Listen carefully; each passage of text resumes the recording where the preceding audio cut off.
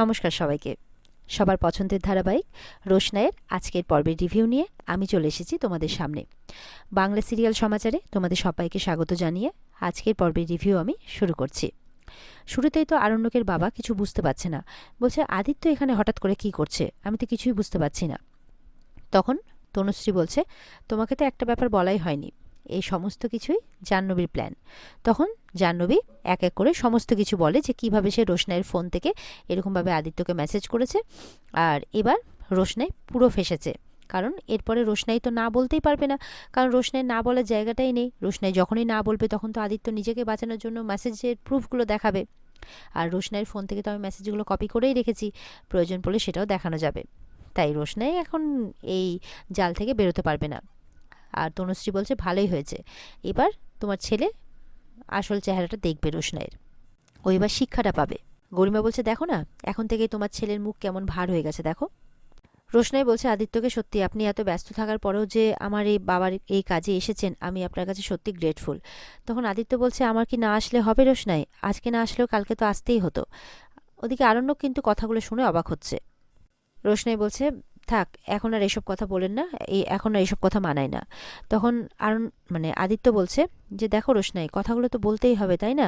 এদিকে মিনি বিরক্ত হচ্ছে, চল তো রোশনাই, অনেক তুই অন্যজনের সাথে কথা বলেছিস, চল এখন আমার সাথে কথা বলবি চল। মিনি বলছে এই যে হিরো, তুমি তো বলছো রোশনাইকে নিয়ে চলে যাবে, তো রোশনাইকে নিয়ে চলে গেলে তো রোজি ওর সাথে কথা বলতে পারবে, এখন আমি একটু নিয়ে গিয়ে আমি একটু কথা বলি। এরপরে আদিত্য বলছে রোশনাই আমি বেশিক্ষণ থাকতে পারবো না, এরপরে অনেক কাজ বাকি আছে, কিছু অ্যারেঞ্জমেন্ট দেখতে হচ্ছে। তখন রোশনাই বলছে অ্যারেঞ্জমেন্ট?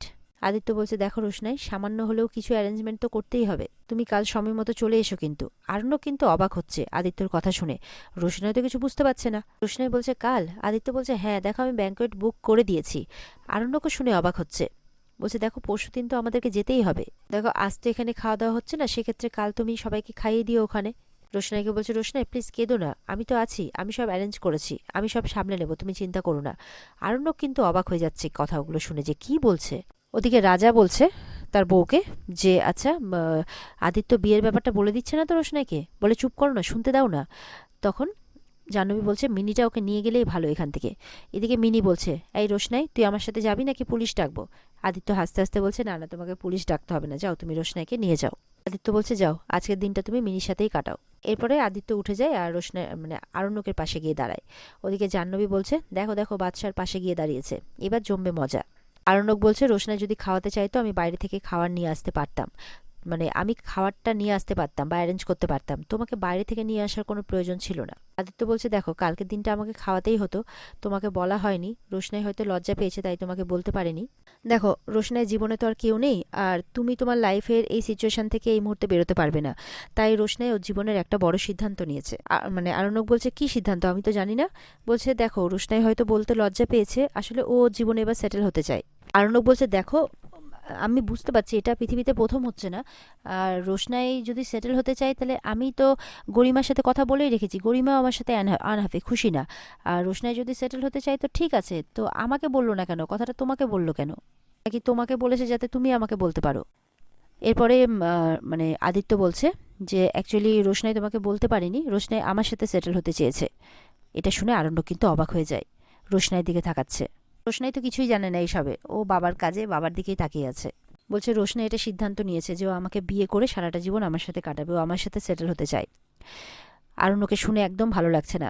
ওদিকে তনুশ্রী জাহ্নবীরা গল্প করছে, নিশ্চয়ই কিছু একটা বলেছে আদিত্য, বাচ্চার মুখটা দেখো একবার, এরকম বলাবলি করছে। গরিমা বলছে এসব শোনার পর যদি এবার আরণ্যকে শিক্ষা হয় ফাইনালি। আরণ্যক বলছে রোশনাই এত বড় একটা সিদ্ধান্ত নিল আর আমাকে বললো না। আদিত্য বলছে প্লিজ তুমি রোশনাইকে ভুল বোঝো না, দেখো ওর সিচুয়েশনটা তো তুমি বুঝতেই পারছো, ও লজ্জা পেয়েছে, আমি তোমাকে কথা দিচ্ছি আমি রোশনাইয়ের কোনোদিনও কোনো ক্ষতি হতে দেবো না, আমি ওকে ভালো রাখবো, ও প্রচুর নাম করবে কাজ করবে, কথা দিলাম, তুমি মাঝে মাঝে এসো কিন্তু মুম্বাইতে কেমন। এবার রোশনাইকে বলছে নাও এই প্রদীপের তাপটা এবার সবাইকে দাও। রোশনাই সেই মতো করে সবাইকে তাপ দিচ্ছে। নীলাব্জ, দাদুভাই, বড় মা, ছোটু, ঠাম্মি সবাই আশীর্বাদ করছে রোশনাইকে। এরপর আরণ্যককে তাপ দিতে গেলে আরণ্যক হাতটা ধরে নেয় আর হাতটা ঝিটকা মেরে সরিয়ে দেয়।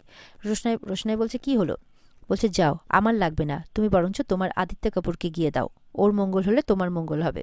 ঠাকুরমশাই এটা সবাইকে দিতে বলেছে, রোশনাই বলছে। আরণ্যক বলছে বললাম তো আমার লাগবে না, আমার মঙ্গল আর তোমার মঙ্গল এক নয়। রোশনাই বলছে বলে তুমি সত্যি বুঝতে পারছো না? রোশনাই বলছে না। এরপর আরণ্যক ওখান থেকে চলে যায়। এরপর দেখা যাচ্ছে যে আদিত্য তো খুব সুন্দর করে অ্যারেঞ্জমেন্ট করেছে, সেখানে সবাই এসেও পড়েছে। আপাতত বড়দা বড় বৌদি রোশনাইকে দেখা যাচ্ছে, তারা এসে পড়েছে। তো আদিত্য বলছে যে আপনারা এসেছেন, আমি খুব খুশি হয়েছি। এরপরে মিনির মা বলছে দেখো তো ছেলেটার মনটা কত বড়, সবাইকে খাওয়ানোর ব্যবস্থা করেছে। মানে এরা মনে করেছে যে রোশনাইয়ের বাবার কাজ উপলক্ষে হয়তো আদিত্য কাপুর খাওয়াচ্ছে।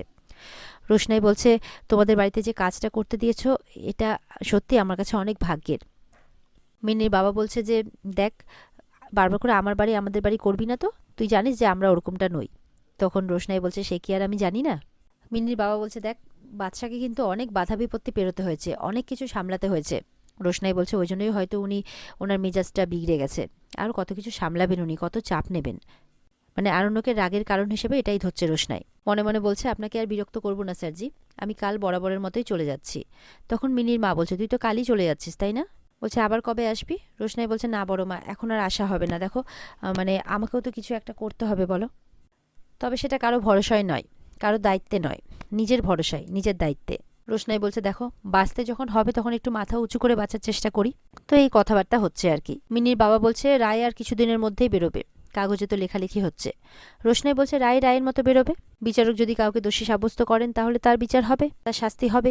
বলছে দেখো, যেটুকু আমার জাস্টিস পাওয়ার ছিল, যেটুকু লড়াই করার ছিল আমি করেছি, আর তো আমার কিছু করার নেই এখানে। এদিকে আমার বাবার মৃত্যুর জন্য কেস চলছে, সাক্ষ্যও হয়ে গেছে। যদি কোনো দরকার পড়েও তাহলে না হয় ভিডিও কলে সেটা ম্যানেজ করার চেষ্টা করব, বারবার করে তো আর আসা যাওয়া করা যায় না। এবার দেখা যাচ্ছে ওদিকে লালন মিনি এরাও চলে আসে। তো লালনদের বলছে এত দেরি করলে যে? তখন বলছে আর বলো না, এই যে মিনি যত সাজছে, মিনি সাজই শেষ হয় না। রোশনাইয়ের সাথে দেখা করবে বলে কথা, বলে ভালো তো, আজকে সাজবে না তো আর কবে সাজবে? মিনি বলছে কেন গো, আজকে কি আছে? বলে ওটা একটা সারপ্রাইজ। লালনকে বলছে কি আছে গো? লালন বলছে আমি কি করে জানবো, আমি তো জানি একটা গেট টুগেদার হচ্ছে, এই নর্মাল খাওয়া দাওয়া। তখন আদিত্য বলছে সেটাই জানো না, এর পরেরটা তো সারপ্রাইজ। এরপরে সবাই মিলে গিয়ে বসে। এরপরে মাধবী ছোট সবাই আসে, তাদেরকে দেখেও রোশনাই খুশি হয়। মাধবী বলছে কেমন আছো রোশনাই? এই গেট টুগেদারের ব্যবস্থা করে কিন্তু আদিত্য ভালোই করেছে, সবার সাথে দেখা হলে তোমার মনটাও ভালো হবে। বলছে দেখো তোমার বাবা চলে গেছেন, সেই কষ্টটা তো সারা জীবন থাকবে, কিন্তু সেই কষ্ট থেকে তো বেরোতেও হবে বলো, না হলে জীবন যে থেমে যাবে ভাই। ছোটু বলছে যে ভেবেছিলাম আর কটা দিন মেয়েটাকে আটকে রাখতে পারবো, কিন্তু পারলাম না। বলছে তা কি আর পারবে ছোটু? মাধবী বলছে।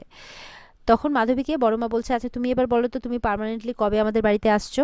মাধবী বলছে আচ্ছা বৌদি, আমি কি নিজে পায়ে হেঁটে হেঁটে চলে আসবো? তোমরা না নিয়ে আসলে আমি কি আসতে পারবো বলো তো? তখন বড়মা বলছে এবার আমাদের সবার প্রথম কাজ হবে মাধবীকে আমাদের বাড়িতে নিয়ে আসা। এরপর বড়মা মিনির বাবাকে বললে, মিনির বাবা বলছে আমি কি বাধা দিয়েছি নাকি? তোমরা সব দিনক্ষণ ঠিক করো, তারপরে তো নিয়ে আসবো। এদিকে ছোট বলছে আমার না খুব জল তেষ্টা পেয়েছে, জলটা যে কোথায় আছে খুঁজেও পাচ্ছি না, লজ্জা পেয়ে গেছে। এই বলে জল খেতে চলে যায়, আর মিনি পেছন পেছন যাচ্ছে। ছোট দাঁড়াও। বড়মা বলছে আমার দেওয়ারটা লজ্জা পেয়েছে, বুঝেছো? মাধবী বলছে ও লজ্জাতেই গেল। মিনির মা বলছে ওর লজ্জা কিন্তু তোমাকেই ভাঙাতে হবে। মাধবী বলছে দেখো, মানে আমি তো বাবার সাথে কথা বলতে পারছি না, বাবা বলছেন যে বিয়ের আগে ওর সাথে একটু আলাদা করে কথা বলতে চাইছেন। এবার ও যদি কথা না বলতে চায় তাহলে কি করি বলো তো? তখন মিনির মা বলছে দাঁড়াও, আমি ওর কান ধরে না কাকাবাবুর কাছে নিয়ে যাব। মিন্নির বাবা হাসছে, সত্যি। এদিকে মাধবী মাধবী বলে অস্থির, আর ওদিকে মাধবীর বাবাকে কথাটা বলতে লজ্জা পাচ্ছে। এই নিয়ে সব হাসাহাসি করছে। তখন ছোটও চলে আসে। এরপর মিন্নির মা বলছে তুমি তোমাদের সম্পর্কটা জানো তো কি হবে? বলে হ্যাঁ, আমি ভাসুর হব, ভাদ্র বউ হবে, কিন্তু দেখো আমি কিন্তু সেই সম্পর্ক মানতে পারবো না। তার কারণ হচ্ছে ওকে ছোটবেলা থেকে আমি দেখে আসছি, ওকে আমি মানে বোনের মতো করেই দেখি। আর মাধবীকেও বলছে দেখো আমি কিন্তু ভাসুরের রোল প্লে করতে পারবো না। হ্যাঁ, মাধবী বলছে যে যাই বলুক বড়দা, তুমি কানে তুলো দিয়ে থাকো, আমি যেরকম তোমার বোন ছিলাম বোনই থাকবো। এরপরে মিনি গল্প করছে রোশনাইয়ের সাথে, জানিস তো আমাদের না খুব অভাব চলছে, তার মধ্যে তুইও চলে যাচ্ছিস। লালনের কাজটা চলে গেল তো আসলে, ওই জন্য আমার মনটা খুব খারাপ। লালন বলছে মিনি কি বলছো, কি হচ্ছে এসব? বলে না না, বলতে দাও না। জানিস তো আমি আর লালন না একটা গানের শো করেছি, ওই কাজল অ্যারেঞ্জ করে দিয়েছিল, সেই শো করে আমি আর লালন 20,000 টাকা পেয়েছি। তখন মানে রোশনাই খুশি হয়, বলছে ভালো তো, এইভাবেই তোমরা অনেক শো পাও, অনেক এগিয়ে যাও জীবনে। ঠিক তখন আরণ্যকের পুরো পরিবার চলে আসে। এরপর আদিত্য আরণ্যককে বলছে আরণ্যক তুমি এত দেরি করলে, আমি তোমাকে আগে এক্সপেক্ট করেছিলাম। তখন মানে আরণ্যক বলছে কেন, আমার আমার থেকে হঠাৎ করে এক্সপেকটেশনটা আরও বেড়ে গেছে কেন তোমার? বলছে না আসলে আমি এখানে পুরো একা তো অ্যারেঞ্জমেন্টে। বলে তুমি অ্যারেঞ্জমেন্টের সময় তো আমাকে বলোনি, লাস্ট মিনিটে বলছো, তাহলে তো কী করে হবে? আর তাছাড়া আমি তো গেস্ট, আমি তো এনজয় করব, তাই বলছে। ওদিকে জাহ্নবীরা কিন্তু কথায় কথায় বলছে যে উম, তোমার আশীর্বাদ টাশীর্বাদ নাকি, মানে তোমার অ্যারেঞ্জমেন্ট দেখে যেটা মনে হচ্ছে কলকাতার কোনো মেয়েকে পছন্দ করেছো নাকি। এই সমস্ত কথা শুনে রোশনাই বলছে, তাহলে কি আদিত্য কলকাতার কোনো মেয়েকে পছন্দ করেছে, তারই কোনো অনুষ্ঠান আজকে, মানে সেই বিষয়ে কোনো অনুষ্ঠান আজকে, আর অজুহাতটাও দিতে পারেনি বলে আমার বাবার খাওয়ানোর অজুহাত দিচ্ছে। মানে এই সমস্ত প্রশ্ন কিন্তু রোশনাইয়ের মনে ঘুরছে। ওদিকে আরণ্যকের বাবারা বলছে, তুমি এতবার করে বললে তাই না এসে আর পারলাম না। তখন আদিত্য খুশি হয়, বলছে, হ্যাঁ স্যার, আপনারা এসছেন, খুব খুশি হয়েছি। তনুশ্রী বলছে, আমারও শরীরটা খুব একটা ভালো ছিল না, তবুও ভাবলাম তুমি এতবার করে বলেছো যাই। তখন আদিত্য বলছে, হ্যাঁ আপনারা খুব ভালো করেছেন এসে। মানে আদিত্য তো বারবার করে বলছে, আপনাদের সবার আশীর্বাদ আমাদের, মানে আমার দরকার ছিল।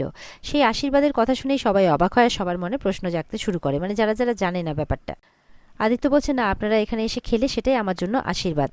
এখন একটা ছোট্ট অনুষ্ঠান আছে, এরপরেই সবাইকে ডিনার সার্ভ করে দেওয়া হবে, আপনারা বসুন। আরণ্যক মনে মনে বলছে, কিসের সারপ্রাইজ দিতে চাইছে, তাহলে কি আজকেও অ্যানাউন্স করবো ওদের বিয়ের কথা? ওদিকে রোশনাইও মনে মনে ভাবছে, তাহলে সেই মেয়ে কোথায়? আর এখানে আজকের পর্ব শেষ হয়ে যায়। তো বন্ধুরা, এই ছিল আজকের পর্বের রিভিউ। ভালো লেগে থাকলে কমেন্টে জানাবে, আর আমাদের সাথে জুড়তে আমাদের চ্যানেলকে সাবস্ক্রাইব করে দেবে। আর পর্বের বিস্তারিত দেখতে অবশ্যই স্টার জলসার পর্দায় সঠিক সময়ে চোখ রাখবে। দেখা হচ্ছে তোমাদের সাথে আগামীকালকে। সবাই ভালো থাকবে। টাটা।